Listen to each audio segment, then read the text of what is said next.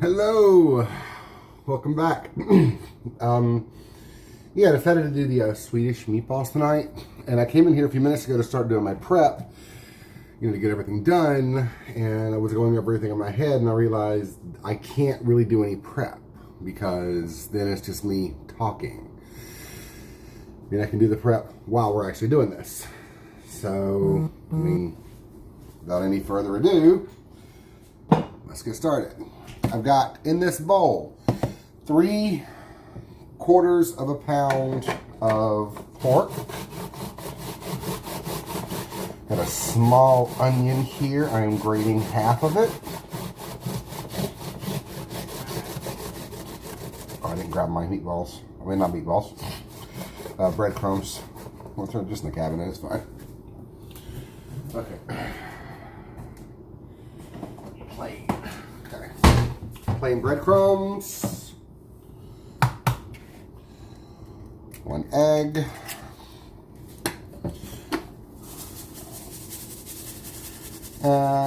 just over 1/2 cup of breadcrumbs.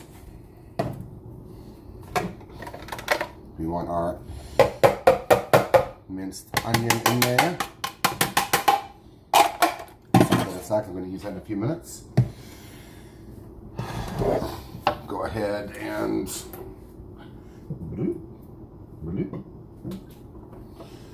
do glugs of the oil. Turn that on just at medium high. Get these out of the way. I measured the milk and the water and stuff. There's 2 cups of each. Where is it?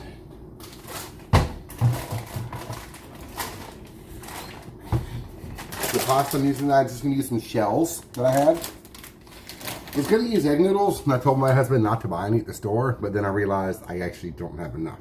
So, but let's get back to this. In here, because I only buy allspice in the full-size berries, are about a teaspoon of allspice.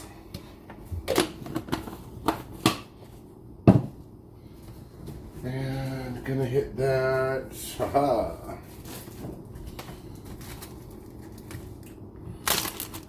Just a little bit of my garlic powder.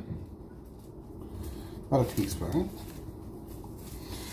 Fun fact, allspice is named allspice because it has a similar flavor to like cinnamon, cloves, and nutmeg when it's all cooked up together. Let's turn that down a little bit, actually. What am I missing? Salt. Salt.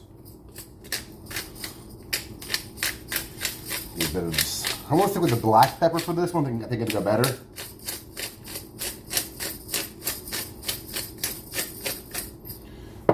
So, I'm trying to think if I'm missing anything. I'm gonna put a little bit of parsley in there. Okay. Fucking flies. Now, I have all these dried spices for a reason. It's to use them. I don't run out and buy fresh stuff every time I want to make a recipe. Doesn't make any sense. So, whoop. Damn it.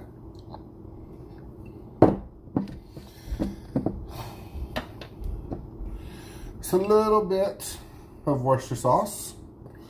This is called 78 different things. Any pronunciation really works at this point. I think even the people of Worcestershire have given up on it. Let's see, is that enough breadcrumbs? I need a little bit more.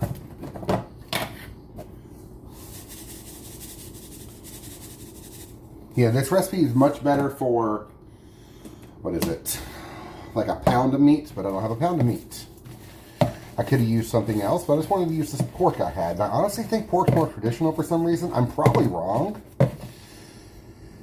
But somewhere in my head said pork was more traditional. So, we'll see. Now, that's all shaped. Let's heat back on there just a little bit. Make a medium. We'll turn it up in just a second. We want to form our meatballs. About yay big, about the size of a ping pong ball or so. Or, you know, make them the size of your fist. Make them the size of marbles. That's up to you. I like this size for something like this because I think it holds up better against the pasta. I've done the giant ones. I've done the tiny ones. I prefer the tiny ones in things like albondigas. I always do tiny meatballs, and I always hate it because get my back, it's making my back hurt standing here. Better. Because I'm just standing here for 45 minutes making meatballs. But yeah, that's the entire recipe. I'm gonna sear these off in just a second so that I can finish making them. So, same dry stuff as she chives. Hey, Lucy. I have plenty of frozen stuff in my freezer, actually. Because I do buy stuff like that, and I can never use it all at once. So I use about half or a third of it, and just chop the rest of it and freeze it in like a little bit of butter, olive oil, something like that. Never water. I will not freeze it in water. So.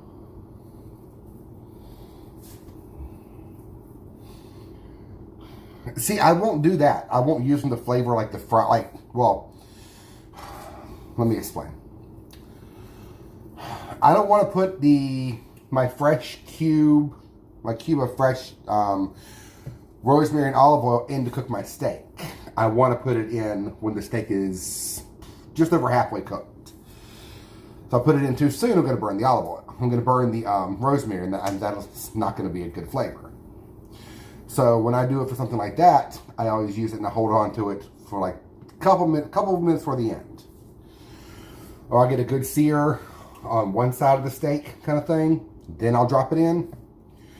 Because then I'm just going to melt it down and baste it. And it works great every time. That may be what you're saying. I'm actually unsure.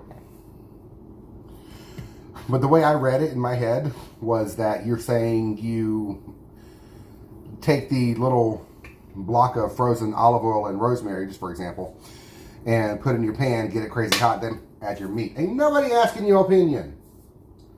The fuck? My pan doesn't like that, apparently. You made it for chives and use it for, say, ground beef. Yeah, that works. Or what you can do to add even more flavor, next time you brown off like hamburger meat or something, drain it onto a plate in a colander so you can dispose of it properly instead of putting it down the sink, and then just scrape it into a thing and put it in the freezer. Then you have actual beef drippings, or you have actual beef fat to use to make Yorkshire pudding, something like that. But these are all done. Pop these bad boys in here. I'm gonna give them all just a couple minutes. One thing I will say is I'm putting them in here, and then I'm not gonna touch them. Because what I want to do is I want to build up a little bit of caramelization on them. So drop all these babies in here. Then I want to give it just a minute for the caramelization to take effect. You want that Maillard reaction. Beef dripping mashed potatoes, yes. Yes, exactly. You definitely want to save it for the potatoes. Oh my God. Oh, so freaking good. I tend to save bacon grease for the potatoes, honestly, just because.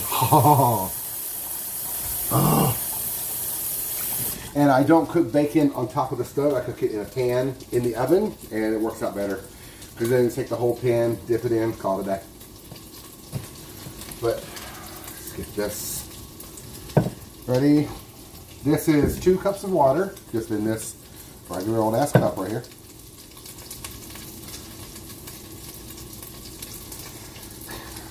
This is the instant beef broth. stuff from the store, Food Lion specifically. I've used it before, it's not bad. It's not the best I've had, but it's not bad.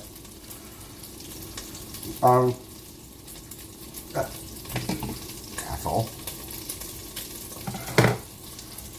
I asked my husband to get some of the Better Than Bouillon because I really wanted to try that, but they were out.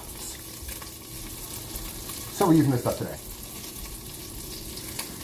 Let me get, I gotta get rid of some of these fucking utensils. So many. Okay. Okay. I'm starting to get that smell. Like, if you ever made meatballs before, you know what that smell is. And that smell is that right there. See the difference in the color? Maybe, hopefully. The shitty ass lighting on the planet. That's what I wanted. So now, going in, flipping all these over. You don't cook them on all the sides. You just want to get like at least a good bit of color on them.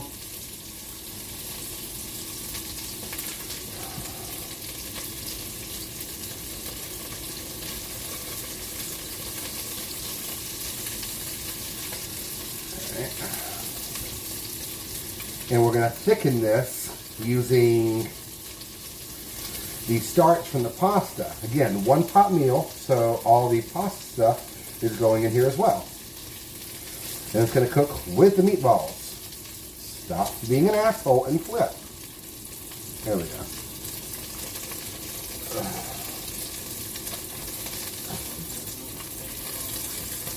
One more. There we go. Okay. Now again, let those sit for just a second. We're saying, yes, I love bacon grease.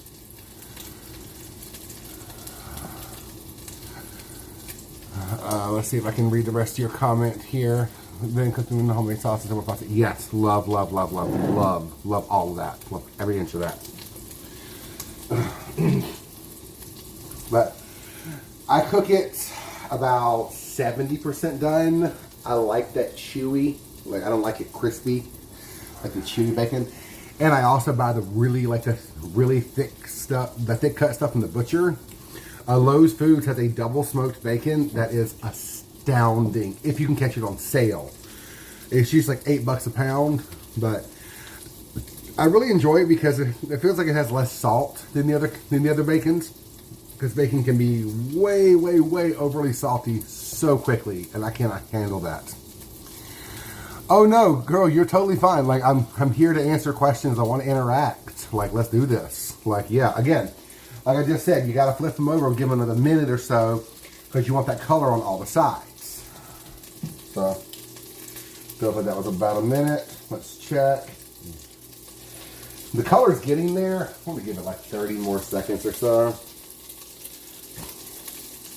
But, yeah, you got 2 cups of beef broth right here. We have a cup of milk. Let's go ahead and pop this in the trash.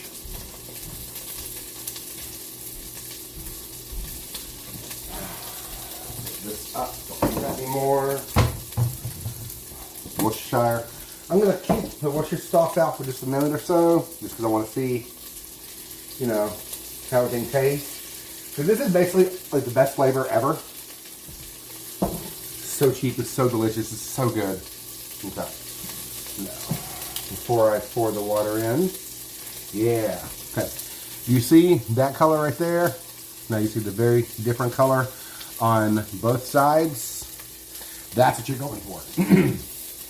You can keep flipping them and do it like on 3 sides if you want. It's totally up to you. I would like to eat tonight, so I'm not going to do that. And some water. Pour in most of it. Swirl, swirl, swirl. Get that last little bit of paste up from the bottom of the cup. Put in the dishwasher in just a second. Pour milk in. Okay.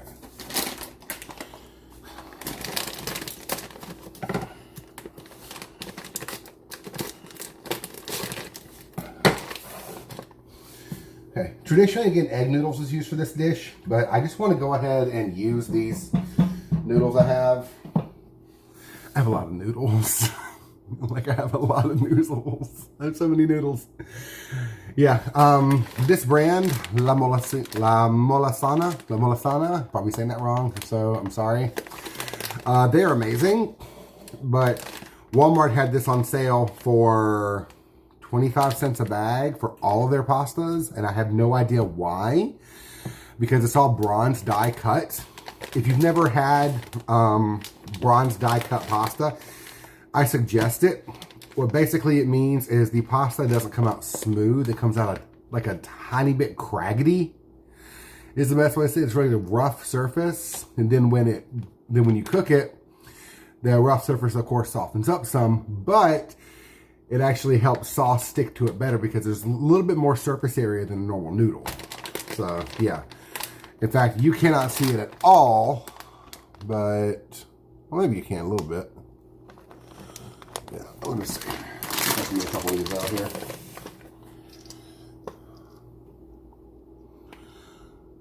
Yeah, you can see how they're a little bit rough. You can see it on this one especially. Yeah, that's the kind you want.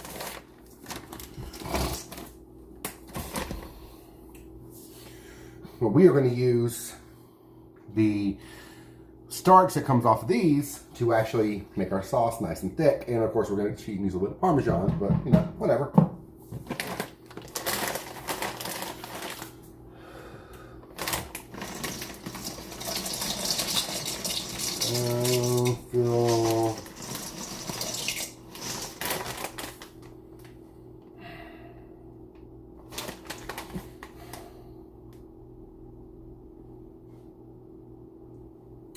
I'm trying to decide if I should just go ahead and dump the rest of it in. No, batch cooking a pasta sauce. Yeah, exactly. Love it. I wish I had a bigger freezer, but mine's currently full of garbage right now. So, but I might regret this. I might regret doing that, but whatever.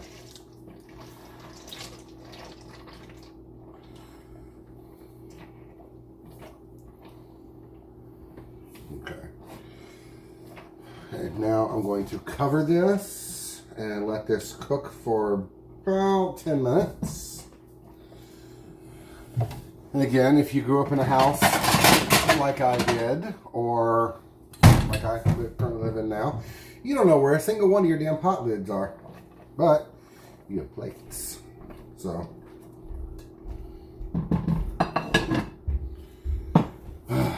okay. Essentially, when that's close to done, I'm just going to test it for seasoning and maybe add a little bit more Worcester sauce to it. Then I am going to take some of the Parmesan I have in my cheese bag here, and I'm going to shred it and mix it in so that I can get the Parmesan in there as well, because that'll help a little bit of saltiness, and it will help thicken the sauce up just a bit too. So, oh yeah, I'm good with leftovers, but since this is a one-pot dish, I'm more concerned with running out of liquid. So I'm going to check it in a few minutes. So, you know, because I have not had a lot of experience with these I've not had a lot of good experiences with these one-pot dishes. I don't know if something I'm doing or not, so I want to do another one to see how it worked. And honestly, Swedish meatballs are so easy and so simple. Like, just they're so good. I'm not even sure where all the pot lids are, Lucy, in all fairness. They're good. I don't buy sets of cookware. I buy, oh, this pot looks nice. Oh, I like this pan. So, and I've been doing that for 15 years at least. So, I still have a pot from my very first set of cookware that my mom bought me when I moved out of the house to go to school. I use it mainly for just like pasta because it's phenomenal. It's a thin pot for some reason, but it works. That's all I can say, is that it freaking works. Yeah, okay, that was scaring me a little bit, like it was going to boil over.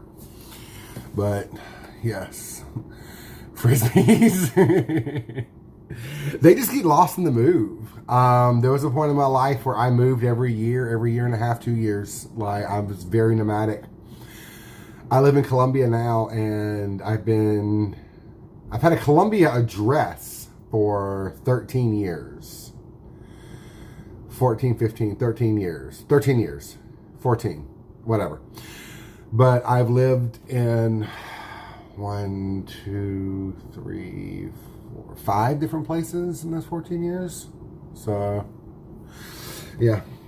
But I'm going to let this happen. It smells really good. So, and again, if you notice, we didn't cook the meatballs all the way through because we're doing this, and it will cook. They're fully cooked now. But you can eat this whole thing now. It just might be kind of crunchy. And, let the pasta finish cooking. But I'm going to let this do its thing. Then check it every few minutes or so. Give it a good stir. And then, yeah, I'm going to toss in the cheese. Throw in some scallions. I'm supposed to use parsley, but I have scallions. Hey, Roger, how are you? Yeah, I post that when I'm going live, like nobody pays attention. I'll tag you in the next one. But, yeah. But I just really wanted to use the scallions I had because they were starting to get a little bit soft. And again, this is going to last for a while. So, yeah. But yeah, I'm gonna let this happen, do its thing. Let me know what I should cook next time I go live.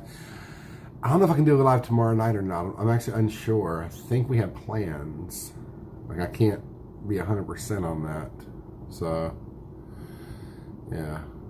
But, So, I will see you guys later. Again, pictures will be down below. Yeah, talk to y'all soon. Bye.